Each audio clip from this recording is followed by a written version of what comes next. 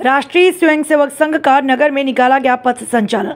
राष्ट्रीय स्वयंसेवक संघ के शिविर का आयोजन 17 मई से 2 जून तक संघ शिक्षा वर्ग का किया गया। इसमें लगभग 200 से अधिक स्वयंसेवक शामिल हुए। नगर में दूसरी बार लगने वाला बड़ा वर्ग है। यह नगर के प्रतिष्ठित स्कूल रेनबो पब्लिक स्कूल में आयोजित किया गया। इसी क्रम में 12वें दिन पथ संचालन का आयोजन किया, जिसमें रेनबो स्कूल से चालू किया गया, जो नगर के मुख्य मार्गों से होते हुए वापस रेनबो स्कूल में ही समाप्त हुआ।